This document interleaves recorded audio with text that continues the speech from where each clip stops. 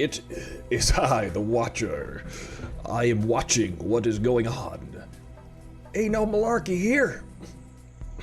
That is for me to decide, because I am the Watcher, and I am watching you. You ain't watching nothing, man. Listen. Somebody has to oversee the exit from Afghanistan. What? What you talking? F ham stand? F ham sandwich? No, the Watcher sees all. What if you got out of there 20 years ago? What are you talking about, man? 9/11? 7/11? What? This is nothing to joke about. I, the Watcher, wonder what if that war only lasted for, like a couple months, like the first Iraq war. Man, watch these fists punch you in the face, man. Hey, it's me, Lando Calrissian. What you're watching is the Aristotle Full Throttle Show. Welcome, it's Monday. Hey, you truly belong here among the cosmos with us, the Watcher and the President of Space, Joe Biden.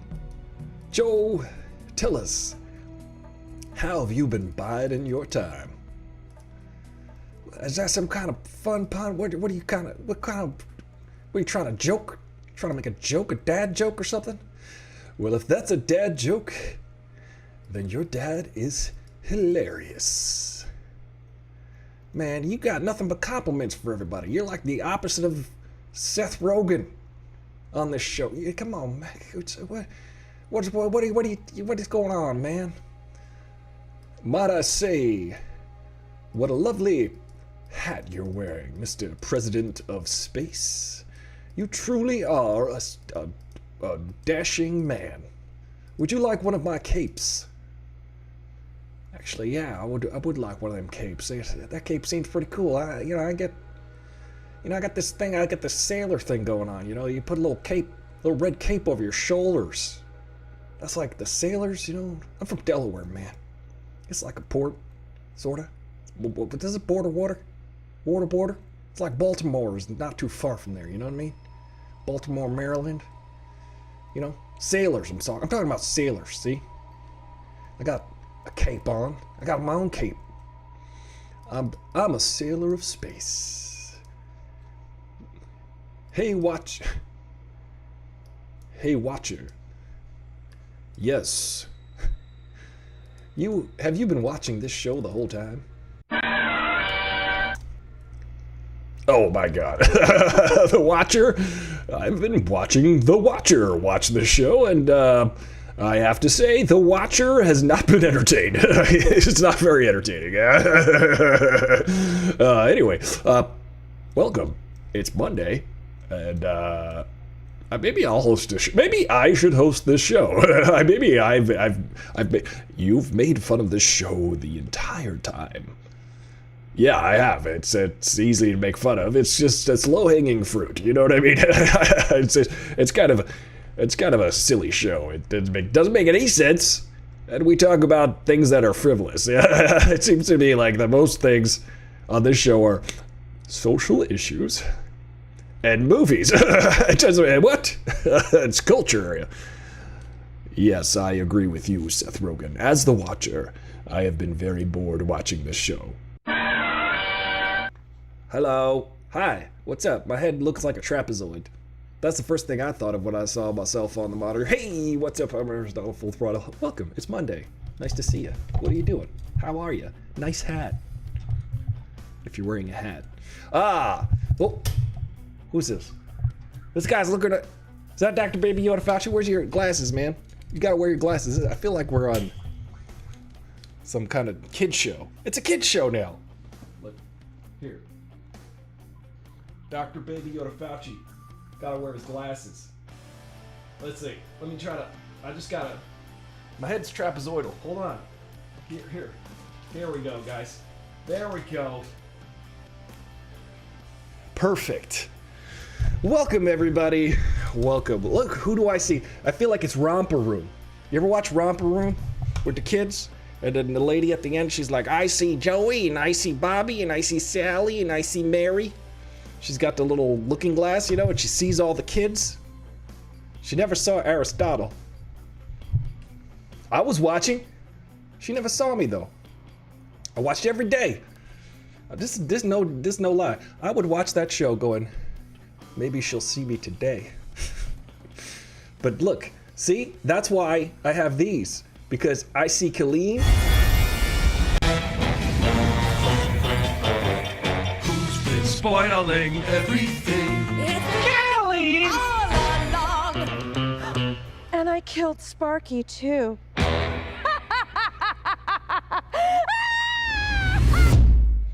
And I see Raccoon Raiders.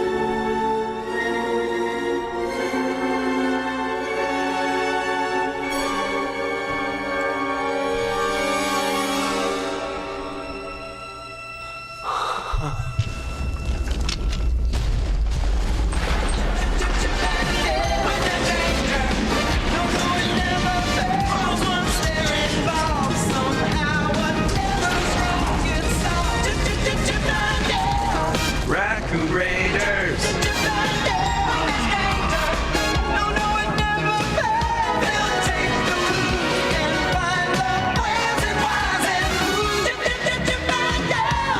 Raccoon Raiders!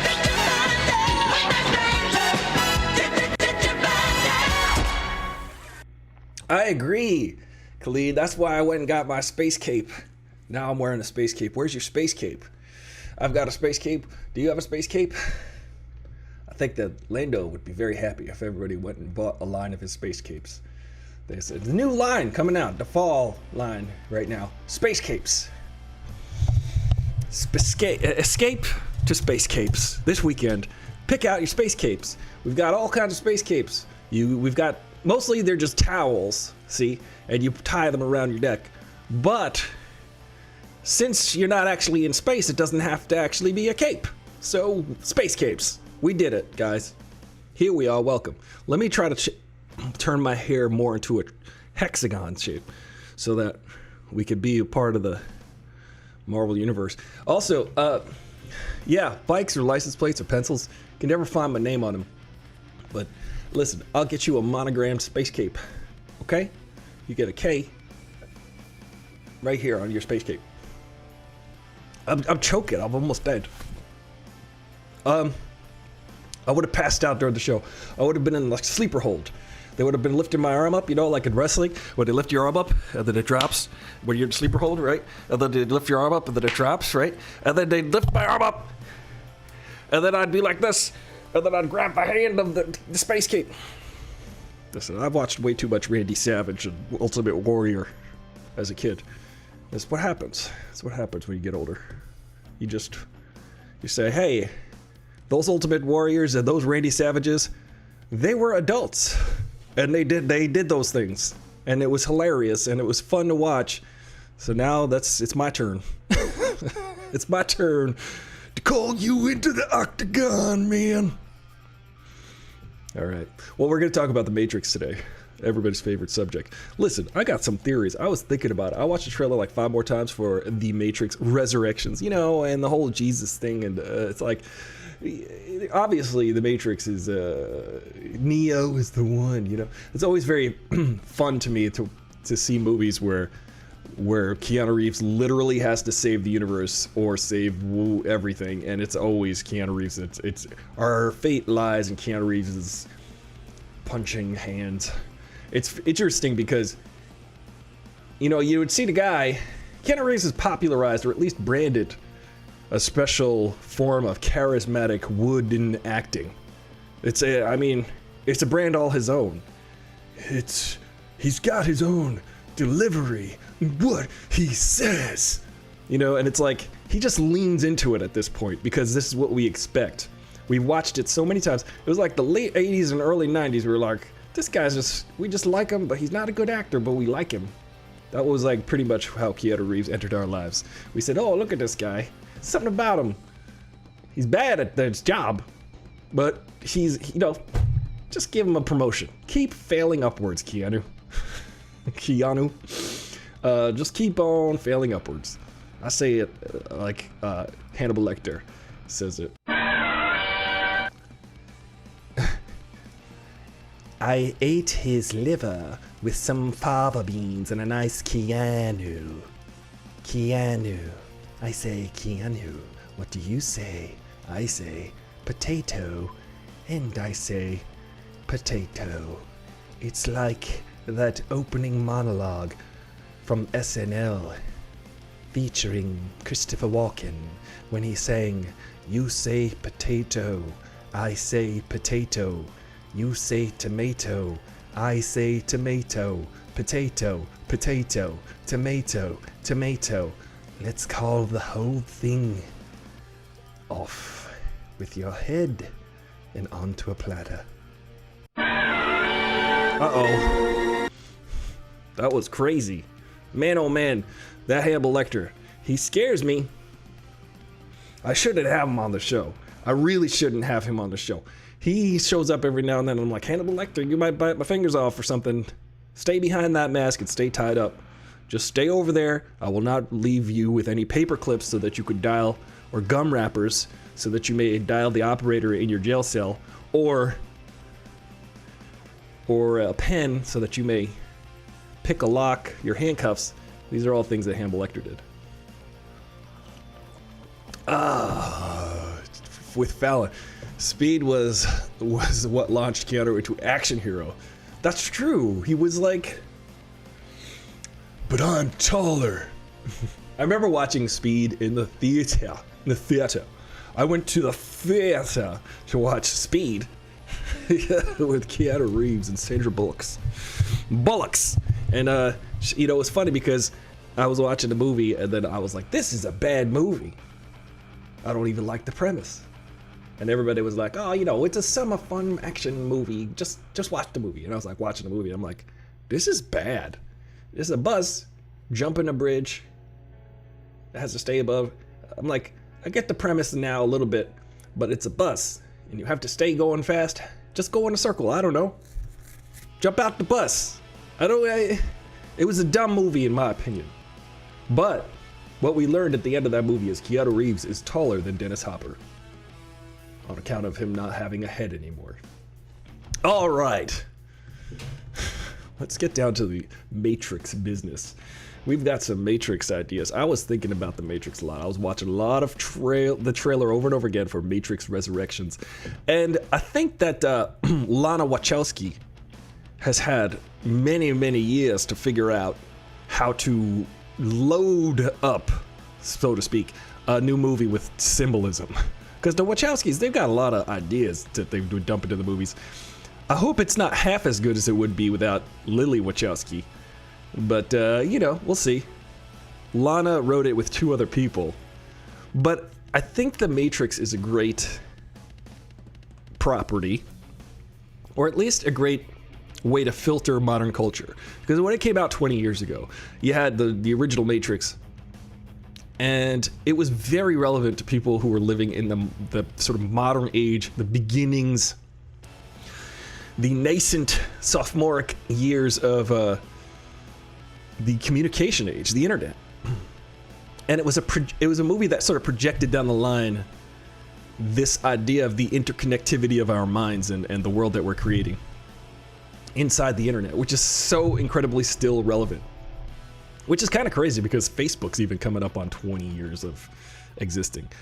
But you think about that, I think about it a lot. I'm like, wow, The Matrix is a great idea, a way to filter modern culture, because at the end of the Matrix trilogy, spoiler alert, if you haven't seen any of the Matrix movies, at the end of the Matrix trilogy, they sort of reboot the Matrix and create a new world where the machines and the humans can live in harmony.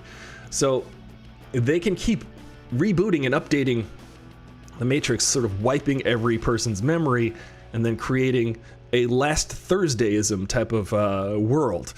If you guys don't know what Last Thursdayism is, it's kind of this concept that the entire universe was created last Thursday. And everything that you remember in your entire life was just a memory implant. But the world, the entire universe, last Thursday was when it was created. and all your memories are fake. They're false memories. It's a very Total Recall type of idea and a very Matrix type of idea, because they can literally do that in this world. So as technology changes and as interconnectivity increases, because it just will, that's something that we've been noticing these last 20 years, we'll just start to see, you could just keep rebooting the Matrix every 20 years. You could just say, oh, this is the new Matrix, and now we've got smartphones and cell phones, and it's gonna be whatever modern world you're in, yet we're all gonna be tapped in mentally. And eventually it'll just happen in real life. It'll just really happen. You saw Speed 2 in the theater. Willem Dafoe was a great villain. I saw Speed 2 in the theater only because I would be cleaning the theater, because I worked at the movies when Speed 2 was out. Cruise Control with Jason Patrick, I think. And now, which Patrick? There were so many Patricks. The one from Jason Patrick, I feel like he lost his career as he lost his hair, you know? Gotta hold on to your hair if you're a man in Hollywood. Billy Zane. You hear me, Billy Zane?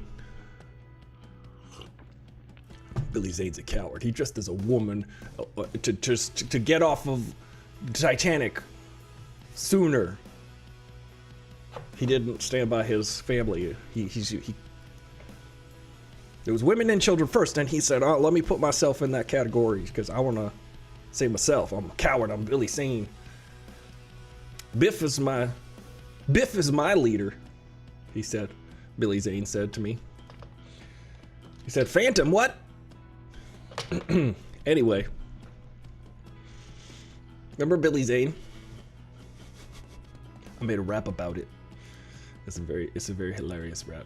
Maybe I'll play the rap. Let me see if I can find that Billy Zane rap. It's amazing. I found it.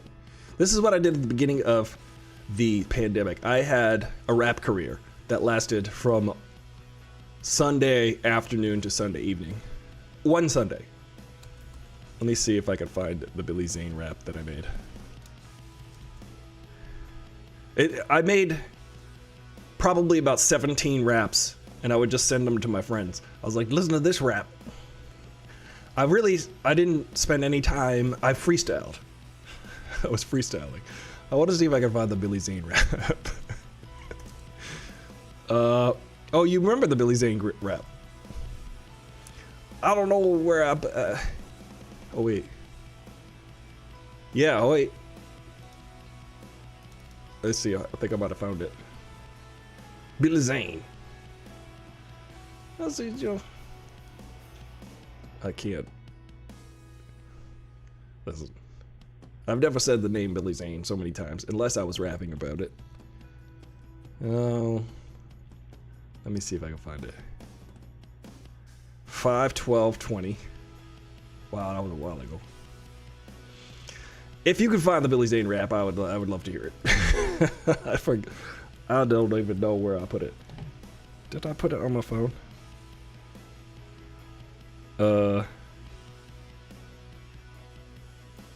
Billy Zane. This is him wearing a hat. I'm gonna find this. It was rap. It was a rap.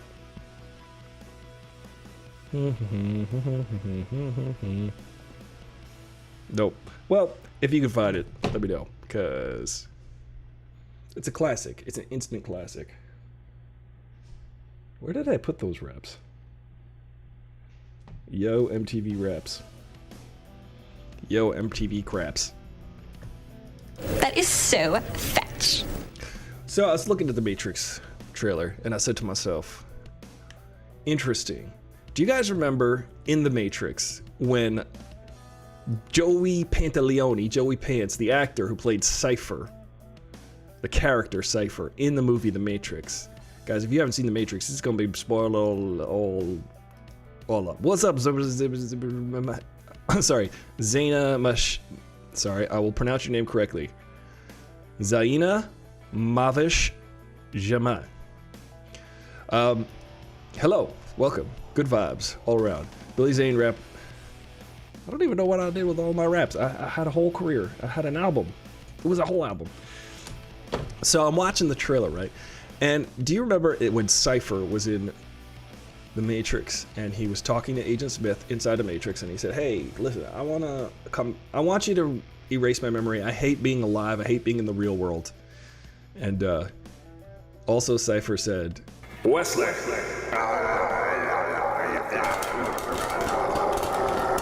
Corn Pop was bad dude.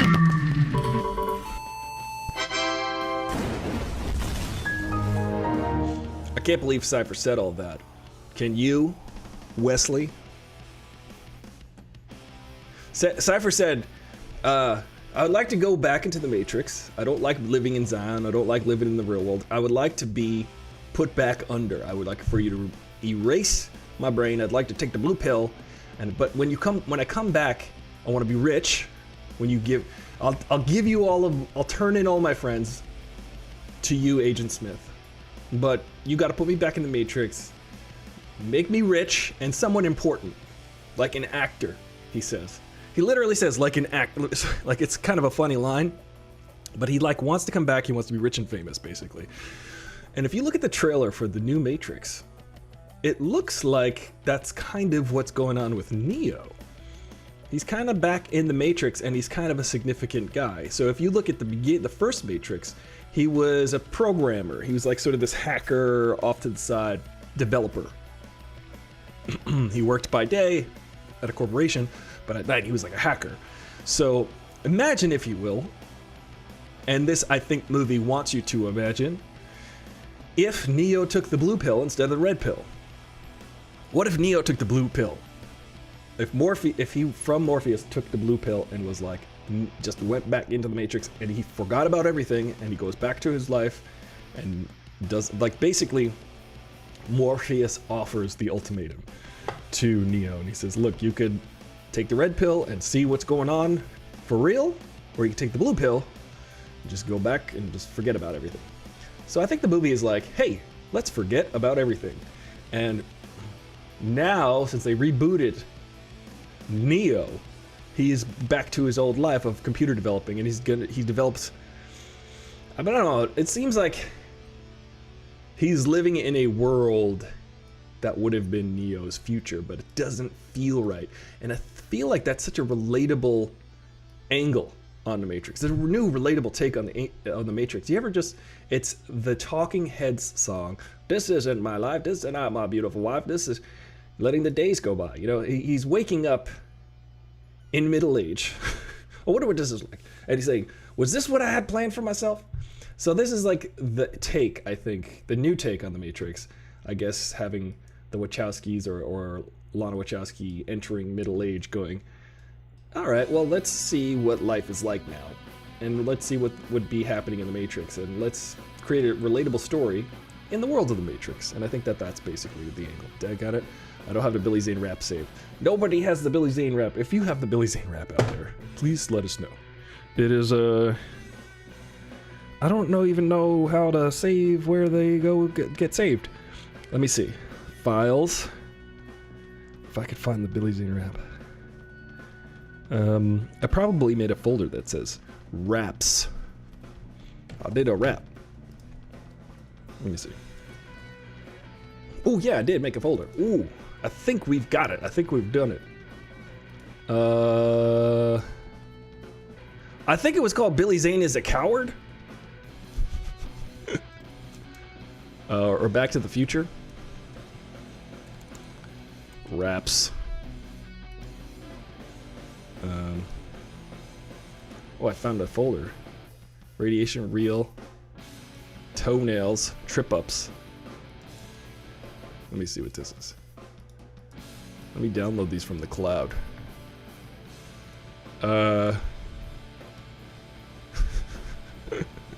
Let's see how this works.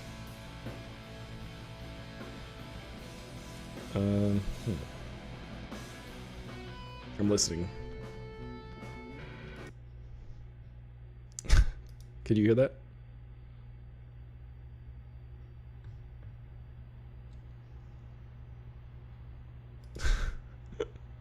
I don't know if you could hear that. Probably not. Let me put these all in the... Time sharing is caring. Oh, wait, this might be it.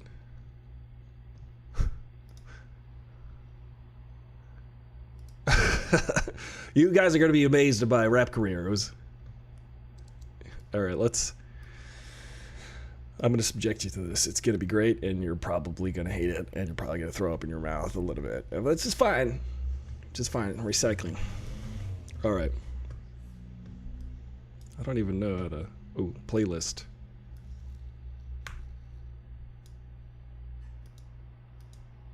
Oh, there we go. BFFs.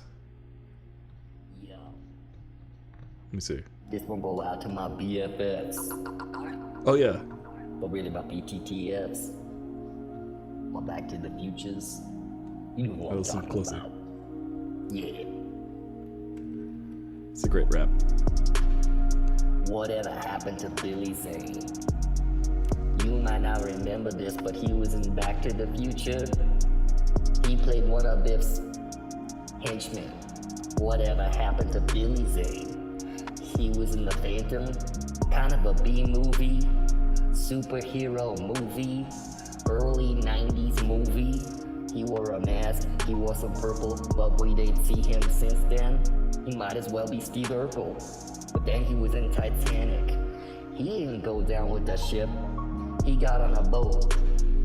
He put on a wig. Over his wig, Billy Zane wears a toupee. Maybe you didn't know that. But in that movie, he dressed like a lady. He got in the lifeboat and he says, "Save me." Billy Zane, you're a coward. Let's see Thank what you.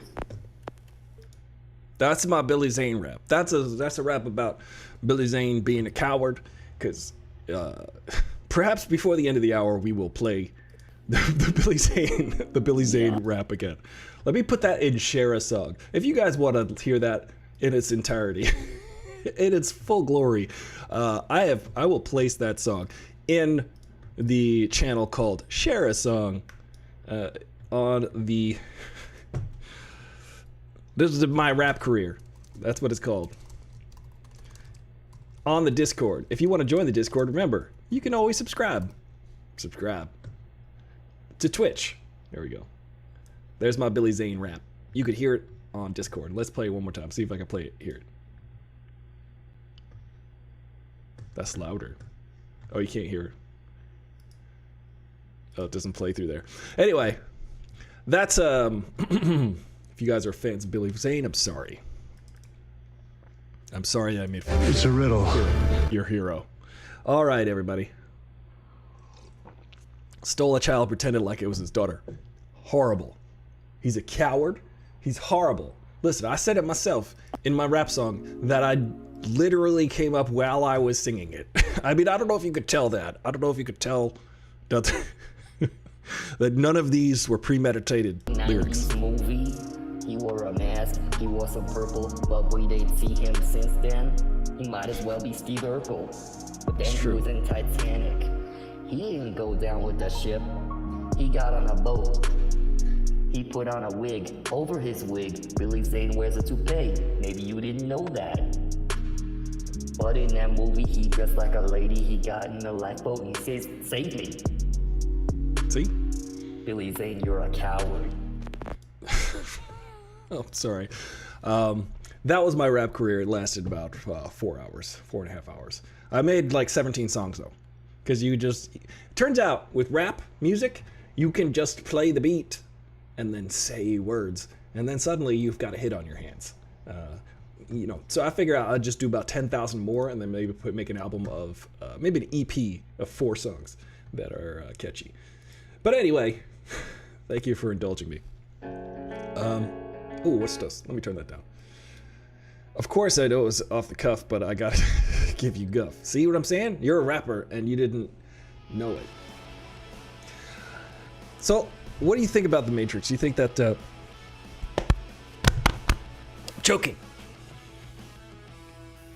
What about The Matrix? Do you think that...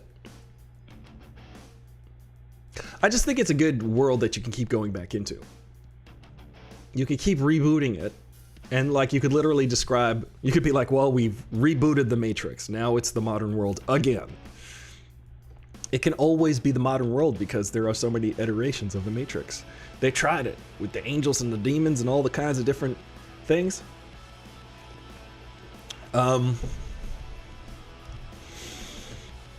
Do you want to go to war? Because we could go to war. I'm for real. I'm talking about rap battles. Deep dive. Sure, the Titanic movies are romantic, but for so much, the unfortunate event. Imagine the swim. I couldn't imagine the swim. I would sink. I would be. My fingers would be frozen. I said to myself, when I saw the movie, I was watching it. I was like, wow, this really happened. That's crazy. But you know what didn't happen? Billy Zane's hair. So I was watching the movie and I said, this is a scary, horrific tragedy.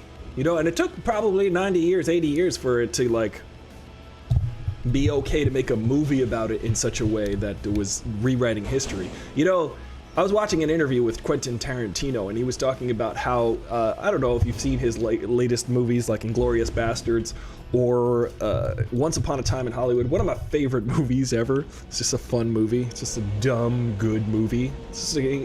Maybe I relate to the characters working in Hollywood and sort of having seen a lot at this point, regardless of their status. They've just seen a lot. They've worked in Hollywood. They're working folks in the movie business. I like that movie. But Quentin Tarantino was talking about how, you know, the things in those movies aren't historically accurate and on purpose and for the audience's gratification. So you go into those movies expecting a certain ending, like the Titanic, for instance. Imagine the Titanic suddenly turned into a rocket ship and went into outer space at the very end. That would be like the Tarantino version of the Titanic. The Tarantino version of the Titanic would be like the Titanic shoots lasers and melts the iceberg, and that's, you know. So he was saying how like the whole changing history for you know, a better ending is his thing. He's like, I invented that. And you're like, well, you know, Titanic kind of did that. There's a lot of movies that take place around real historical events that have fictional characters and a fictional outcome. But the historical outcome, I think, is distinctly Tarantino. It seems like something that he does. Is like, you know, historically the Titanic sank, but imagine it shot into space and they landed on the moon, and now there's moon people that are from the Titanic. The dude is in remission, but also battled COVID. Who's that? Aunt May? He did not wear a wig. He wore a wig only with Iron Man and Aunt May. The dude is in remission, but also battled. Quentin Tarantino was responsible for the negative Matrix narrative than the Matrix itself. I don't know what you mean. What was that? The negative Matrix narrative. The thing about the Matrix is there are people.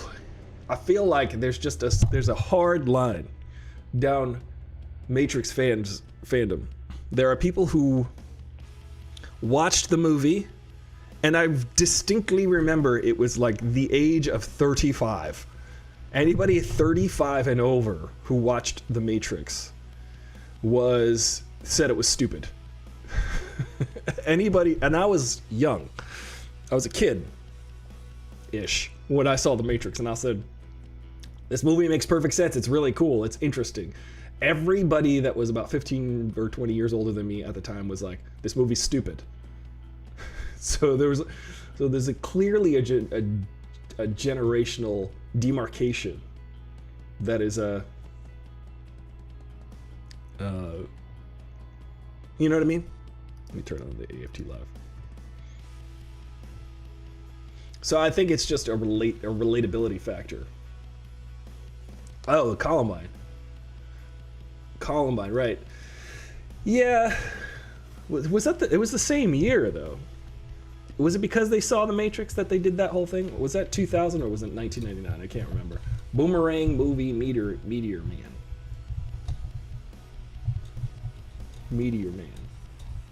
Boomerang movie Meteor Man. Boomerang with Eddie Murphy. Meteor Man with Robert Townsend. Am I right? Which one was Meteor Man? I'm gonna try to look that up. I think it was Robert Townsend. Right? No? Meteor Man. I always liked Robert Townsend. I looked up to him as a kid. I said, this guy is making movies in Hollywood, even though it's really difficult to make movies for black people in Hollywood at the time, for sure. Meteor Man. Was that right? 1993. Yeah, it was Robert Townsend. Yeah, that's exactly who I pictured. That was a good movie. I mean, everything Robert Townsend was in was hilarious to me, guys. When I was watching, like, there's a lot of influence. When he did Rambo in the Hollywood Shuffle, did you see the Hollywood Shuffle? It's a great movie. Did you see I'm Gonna Get You, Sucker? 1999, I watched it happen during musical rehearsal after school. They did the black trench coats. Oh, 1999. I remember Hillary Clinton was visiting my college that day.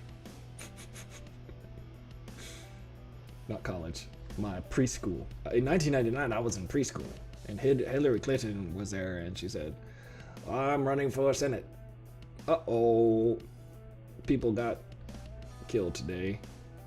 Yeah, that was crazy. When I heard about that story, I was like, wow, that seems like a crazy movie or some like insane alternate universe where that happened with the Columbine kids.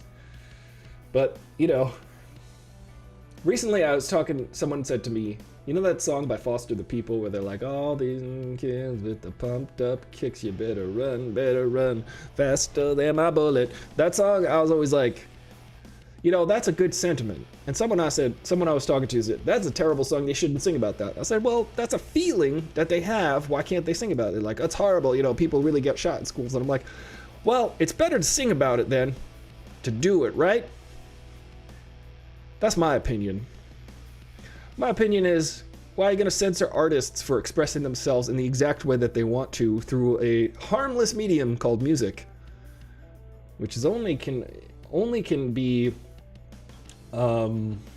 cathartic for a lot of kids, I'm sure. So I thought, you know, it's kind of weird to say, oh, you shouldn't do that. You shouldn't sing about that. You can sing about whatever you want, man. Sing about whatever you want, but just don't do the things. You know what I mean? Hey, Joe. You know what I mean, Joe? Hey, Joe. Where are you going with that gun in your hand? Sorry. They're actually more influenced by Tarantino. You know what's interesting? That song, Hey Joe, by the way. The song, Hey Joe, let's go to the Rock Biter. Hello there. Hey everyone. It's me, the Rock Biter.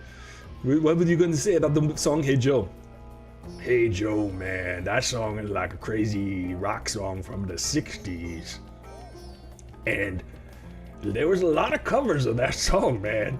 There's a lot of songs by a lot of artists, most famously by Jimi Hendrix.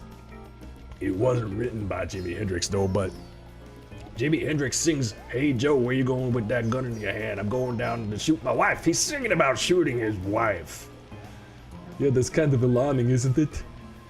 It's more alarming that it was a very popular song to cover. Very misogynistic, you know what I mean? Yeah, it was a different time, man. Was it though? Yeah, sure. It was the 60s, everybody sang Hey Joe. There's like 10 different artists who covered Hey Joe. Hey Joe, I'm going down to shoot my wife. I mean, everybody feels like that from time to time. Do they though? I think so. Yeah. Hey Will, you remember the song Hey Joe, Hey Will? Hey Will, where you going with that hand in your hand? Where you going with that waving your hand, waving your hand in your hand? You know what I mean? It seemed crazy. Zaina Mavish Jamais, thank you for being here. Where you go? Hey, Freeze. Yeah? Where you going with that gun in your hand? I'm going down to the river so I can freeze it, and then we can all go ice skating.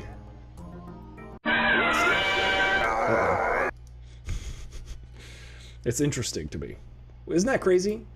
There's like 20 different versions of the song Hey Joe. It was a very popular song to cover in the 60s. They were like, hey, who can sing about murdering their spouse the best? Let's go. Jimi Hendrix, apparently. Jimi Hendrix is the best at it. you know, songs. I'm just saying, if you want to sing songs about pumped up kicks, if you want to sing songs about murdering your spouse, if you want to sing songs about Billy Zane and his toupee, go right ahead. Just don't pull Billy Zane's toupee off. And don't call him a coward to his face, because he might just run away. What's the Johnny Cash song where he shot a man just to see him die? Been to Folsom Prison. Folsom Prison, probably. I think it's Folsom Prison, no? And then that's why he went to prison.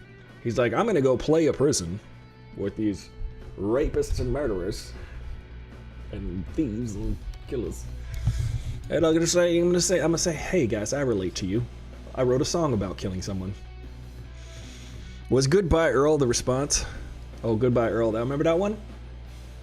That one, that's the Dixie Chicks, right? Also, I like that song by, what's her name? Remember, everybody's got their own favorite American Idol. Carrie Underwood had that song. Folsom Prison Blues, yeah. Carrie Underwood. Not my favorite American Idol, but probably top three American Idols. I like Jennifer Hudson.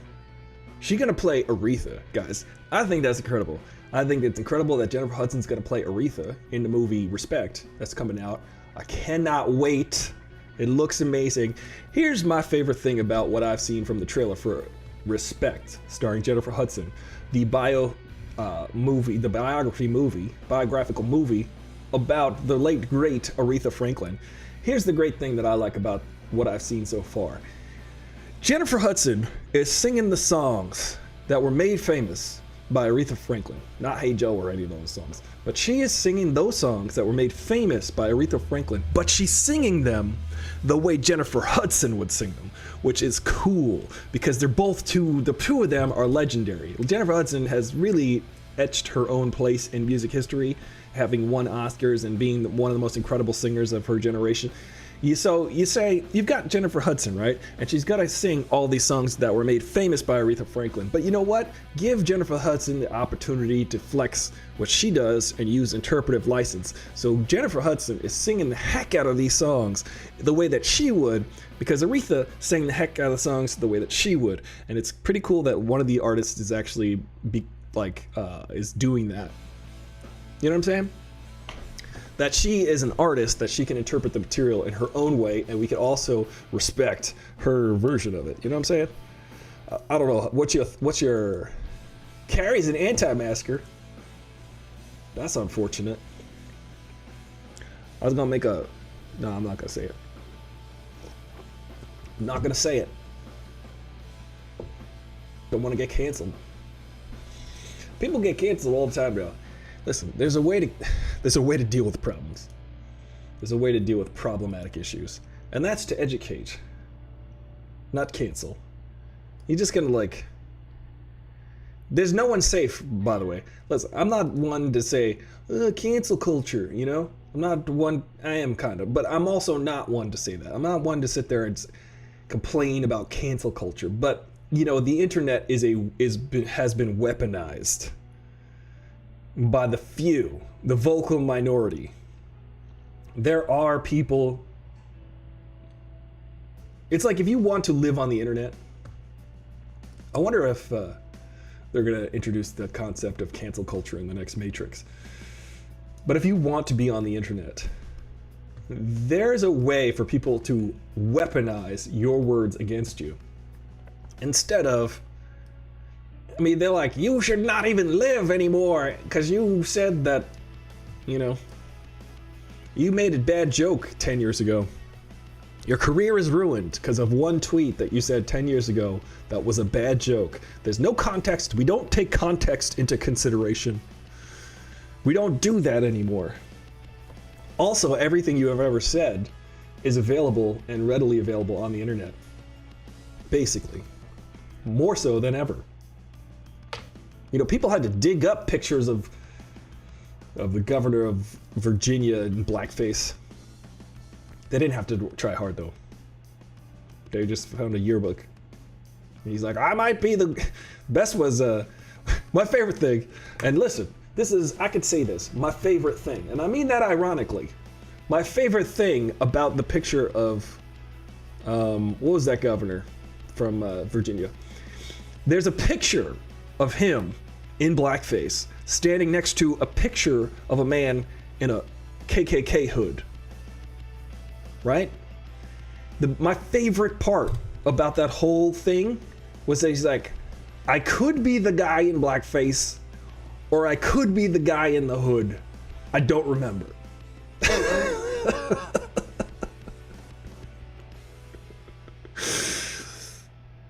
I mean, it's a catch-22. He's like, I forget. Was I the KKK guy or the guy in blackface? I can't. So long ago. Can't remember how racist I was at the time. If I was racist enough to be in blackface, what kind of racism I mean, it's pretty hilarious. Come on, let's look at that. Ralph Northam, thank you. I was gonna say Newsom, but I was like, that's my guy. Newt, California, we're doing the recall right today. I voted last week because you could vote for all the way up until for weeks ahead of time.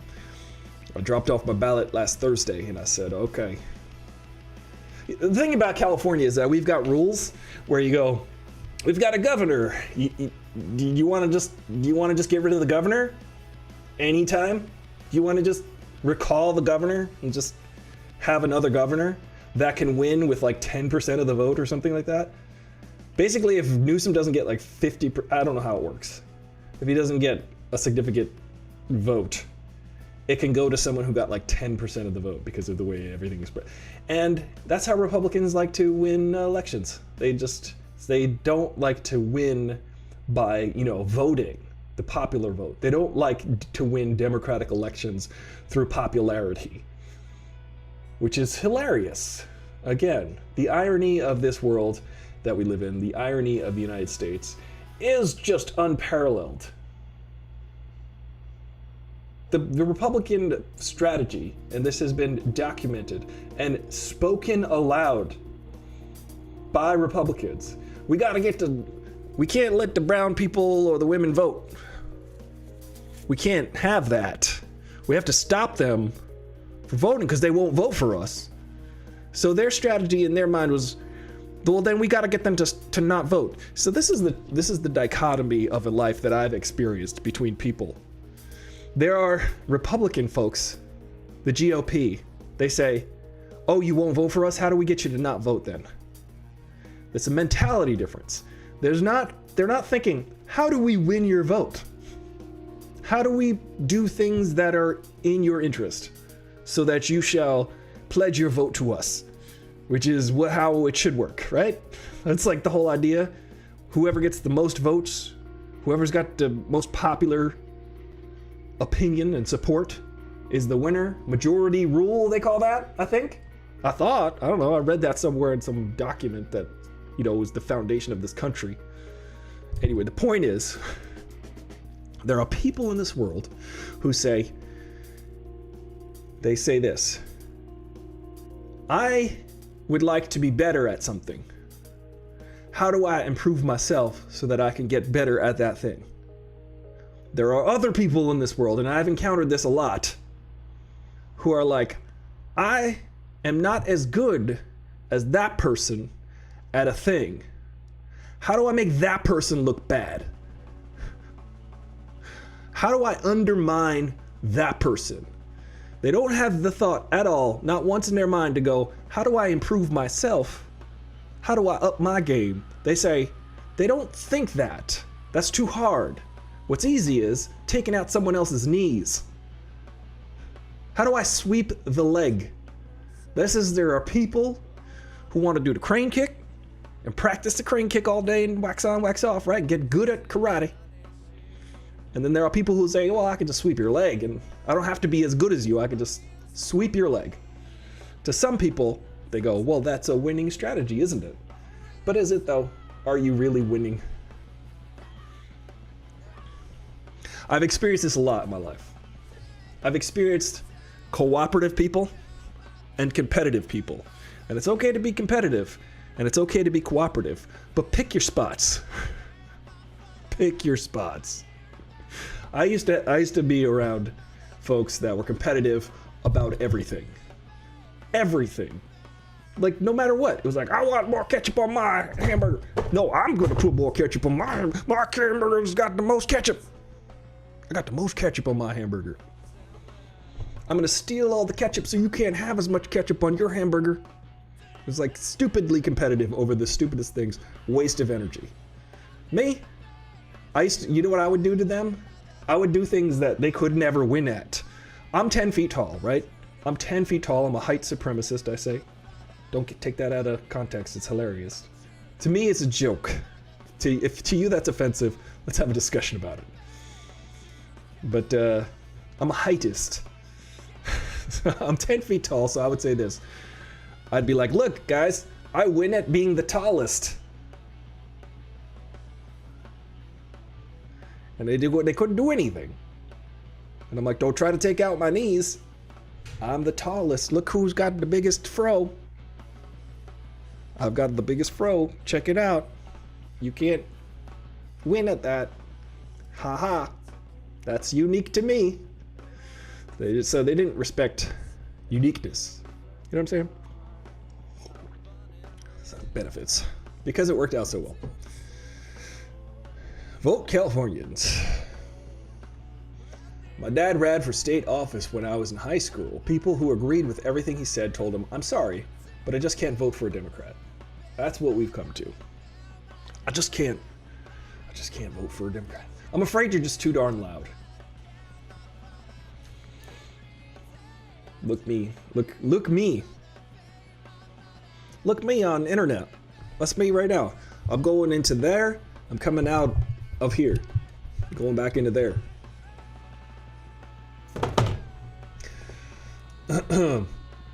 Xanister hand wash. You got this. Sanitizer. Xanister. Yeah, you got this. I'm interested in seeing how the Matrix Resurrections deals with all of these ideas. It's very blue pill looking.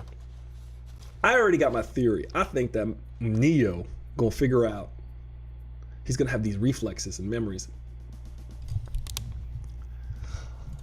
There's a scene in the trailer for Matrix Resurrections where Neo sees himself in the mirror and it's like a different person. And there's also a scene where Trinity separates and you can see there's like she's like a different person. So I think they have a different outward appearance. But they're going to be inside the Matrix. They have a different outward appearance. But maybe they see each other as who they are because they're two halves of the same token, Trinity and Neo. I really like that about the Wachowskis. They actually included a lot of diversity and inclusivity in their movies in the late 90s. It's crazy, right? Early 2000s, late 90s, they had people in the fictional world called Zion, which takes place hundreds, thousands of years in the future. We don't even know. And most of the people are of what we would say today of mixed ethnicity, right? But no, they're not of mixed ethnicity. They're just the ethnicity they are in the movie. When people say that, they're gonna say I'm mixed until everybody looks like me, and then I'm gonna be. Do you know what I mean? There's if you take a look at all the different peoples across, say, from Northern Europe all the way to Southeast Asia. If you go from Northern Europe to Southeast Asia and you look at all of the faces as you go, there's a gradient of faces. And for some reason, people circled Europe and they circled Asia and they were like, these are the main races, right? These are the main ethnic groups. But there's literally every shade, every different, right? There's different faces all in between that fill in all of the gaps between Northern Europe, Southeast Asia, and Southern Asia, and Africa. Like people, it's a gradient. There's a gradient of people. Yet we decided that there's just three main. It's mind-boggling to me. So I find, I know, it's hilarious. And I find it funny that people are just like, well, these are arbitrarily the main races because we decided that. But if you circle anywhere in between, if you circle, say, Kazakhstan or Uzbekistan, you would see that there are people who look exactly like the location. They look like they're Eastern European, Asian, and Asian at the same time. I know it's mind-boggling, but if you were to say, go in between, say, you know, one of those groups, it's just an arbitrary circle on the map. Why is Yahya Morph version of Morpheus? I don't think Yahya Abdul Mateen is Morpheus. I think he is. It's interesting. I'm upset that Lawrence Fishburne is not in the Matrix. Why he's not in the Matrix, I don't know. I love that he's in John Wick's. When I was watching that John Wick's movie, and then Lawrence Fishburne showed up, I was like, it's a Matrix reunion. I was in the movies going, oh, look, we got the Matrix again. Let's get Carrie-Anne Moss and then just keep going. Get some Hugo Weaving in there. I think Hugo Weaving is in semi-retirement, right? I don't even know. He's cool. Oh, by the way, my father looks very similar to Hugo Weaving. It's kind of uncanny. I think they're of the same ilk. But I think that Yahya Abdul Mateen is gonna be is that his name? That's his name, right? I think he's going to be like an echo of Morpheus. A Mr. Echo of Mr. Morpheus. I think he's going to be, or what if he is Agent Smith dressed up as Morpheus? But I think for some reason he's going to be some element to help remind Neo. Or maybe, check this out, maybe, I don't know why they just didn't get Lawrence Fishburne. He's older, so what? So is Keanu Reeves, so is Carrie-Anne Moss. Like, just have an older Morpheus. Why? Doesn't make any sense. But unless it makes sense that this younger Morpheus, I want it to make sense. Also, Lawrence Fishburne says he has nothing to do with the movie. We'll have to see about that. We'll have to see if there's any like recollection, any callback, or if Morpheus is in fact in the movie. But I would like, Weaving is due in F. Sorry, my phone is going nuts. Weaving is acting plenty of these days. Well, he's weaving in and out. He's bobbing and weaving. That's what his name was, Bob. Bob and Weaving. Bob and Weaving. But I think that Morpheus serves as maybe a creation in Neo's mind, but why wouldn't he just be Lawrence Fishburne? I don't know. Maybe it's because that's how he remembers Morpheus, as being that age, like around what, 40? So, how old is Yahya Abdul Mateen? He's about 40, right? Let's see. Not that that matters. It's just how you play the. He definitely looks like a younger version of. Sorry, Yahya Abdul Mateen II. I should always say that. YAM2. I should say YAM2. I'm gonna call him YAM2. Let's see. Jamie, look that up for me. He's 35. So yeah, he's younger. He's even younger than Morpheus was when we saw him the first time. So he's like kid Morpheus. But Yahya Abdul Mateen II said on his Instagram that he was Morpheus. I mean, who else is he gonna be? When you're looking at him, his sunglasses are on. They don't have any sides. He must be Morpheus, because Morpheus somehow can keep his glasses on. I think it's Baby Steps' version to help him remember Morpheus. They already cast the Oracle, so it wouldn't be a first. Recast. They already recast the Oracle, so it wouldn't be first. Well, they recast the Oracle in The Matrix Revolutions because, unfortunately, the woman who played the Oracle passed away before they started filming the third Matrix movie. But here's what's interesting. Here's a funny piece of trivia. A random piece of trivia that I learned over the weekend going down the rabbit hole, pun intended, of The Matrix. I was watching a video on the recasting of the Oracle in The Matrix 3. You're right. And they explained it, too. She's like, well, I had a deal with the Refugee, and he erased my old shell. This is the new version of me. So I'm like, okay, well, in this digital realm, I can agree. I can swallow that pill, pun intended. I can sit there and say, okay, well, unfortunately, the actor died, so they wrote one or two lines that made sense, where they're like, okay, well, this is a new iteration of the same being.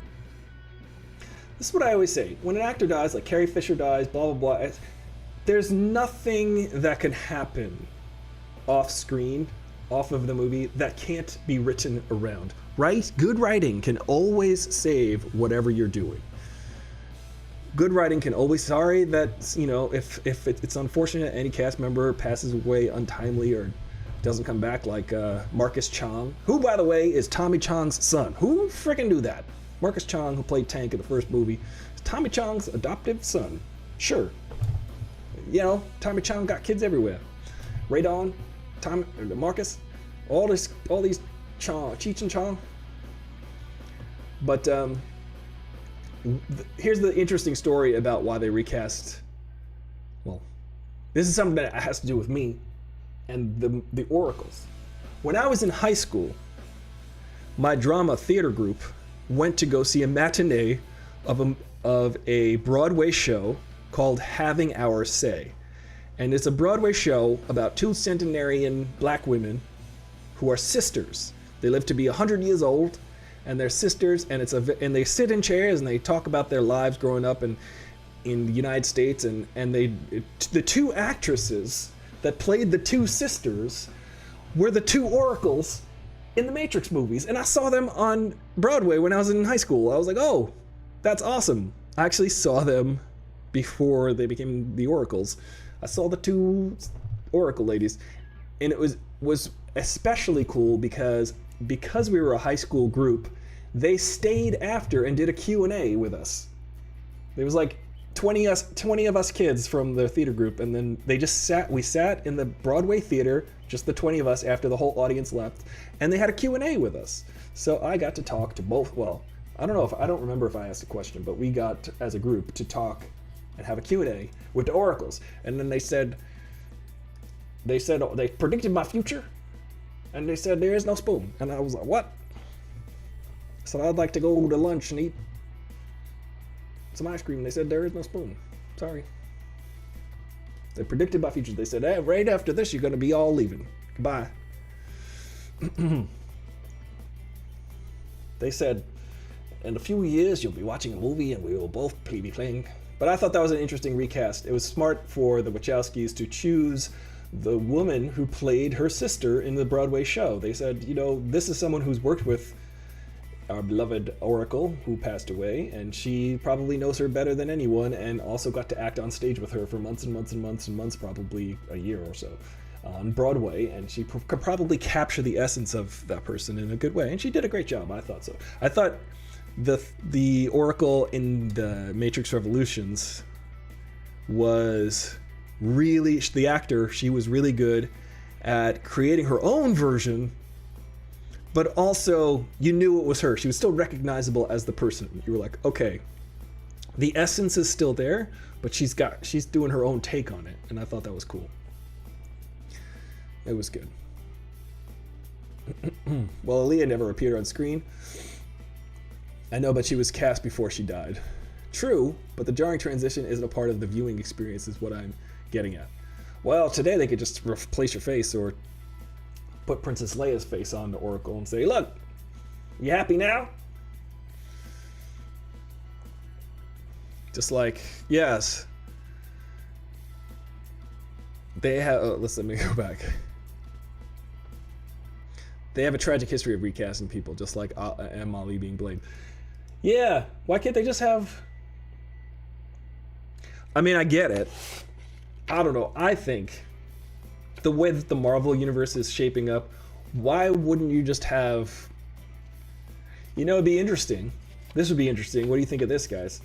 What if Wesley Snipes is the Whistler character?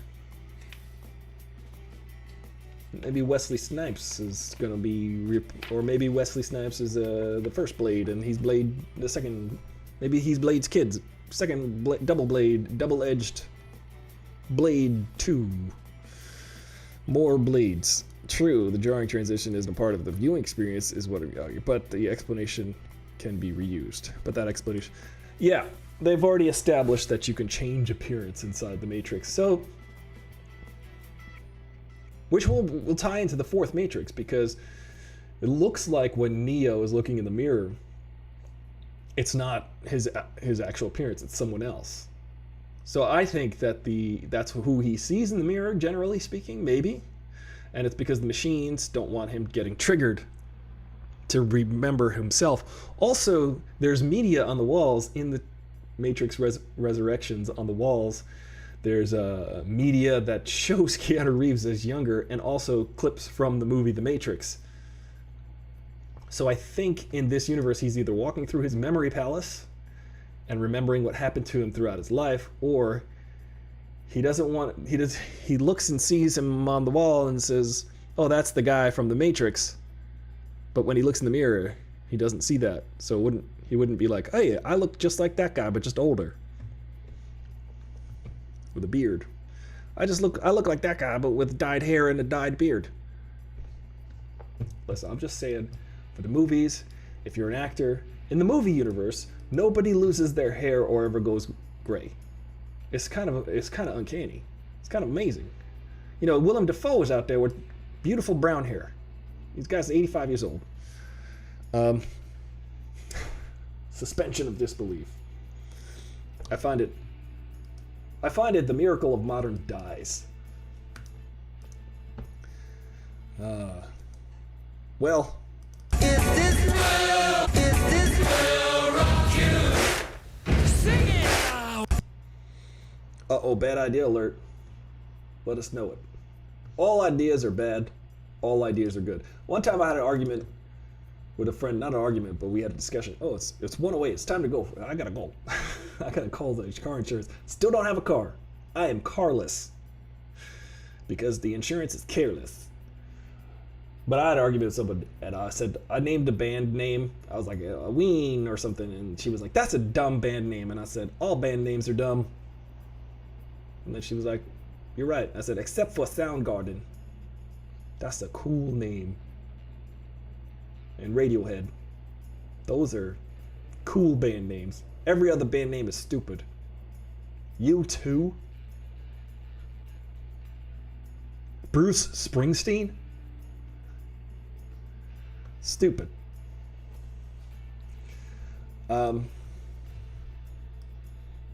What if they go Wonder Woman 1984 with it, where they're just reincarnated into new bodies and then they see they should... I think that it's actually them. I think it's actually Neo and Trinity, and that they were saved. Because, spoiler alert, if you saw Matrix Revolutions, I'm getting them all confused. I don't remember anything about Matrix Revolutions except for the dude, Bernard something, who plays a South Asian man in the movie. I see him at Whole Foods sometimes, but he plays the daughter of Sati. He plays the father of Sati, sorry. And he plays the father of his daughter, Sati, who becomes the new Matrix creator. She makes a new yellow and blue Matrix from the old green dank Matrix. She creates a new sunrise over the Matrix, and I guess there's some, like, meaning to that. But anyway, it's interesting that that actor is an American guy, but he happens to be of South Asian descent. So every movie, he's always got an Indian accent, and you're like... His name's Bernard. He's from, like, Michigan. Can we just give him an American guy role? Like, why do brown people have to have accents? Why do they have to be ethnic? Just, there are Americans who just speak, like, American traditional non-regional accents and are American and born and raised American. Like, for instance, Aziz Ansari from South Carolina. Southern accent. You know, he's got an interesting, Aziz Ansari, although problematic, has a good series. I have to still watch the 3rd season, Master of None, where he's showing that he's got to combat constantly having to audition for like the Indian guy role. Damn it, my phone is determined to embarrass me. I mean, there's a way to take the idea and improve it. I think so. Perhaps this week will be Matrix week and we'll talk about Matrix stuff all week because I'm still on a Matrix kick, but I must leave. I must leave. I need to... I just got a call from Tank. He needs to get me out to Matrix. Hold on. Watch me dematerialize. Marcus Chong, by the way, if you have ever followed the saga as to why Marcus Chong never reprised his role as Tank in the sequels, which was a stunning lack of character. I mean, Dozer, likable enough, but he was not Tank.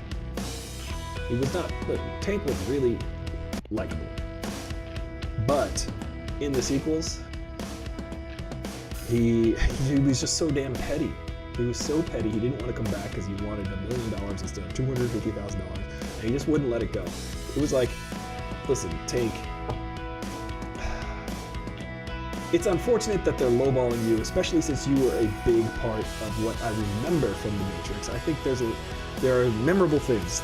You've got Keanu, as far as characters, you've got Carrot, you've got the bullet time, you've got Carrie-Anne Moss, who's awesome. She's like opens the movie with one of the most incredible action sequences. And you've got Hugo Weaving, Mr. Anderson. Very, very, very creepy, one of the best villains of all time. And of course, Morpheus, so memorable. You think that's air you're breathing?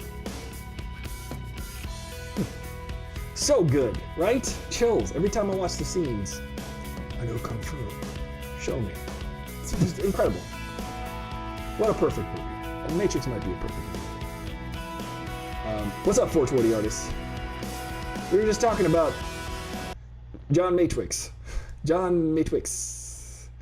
Man in me will do nearly any task. And ask for compensation, there's a little he would ask. Take a woman like you.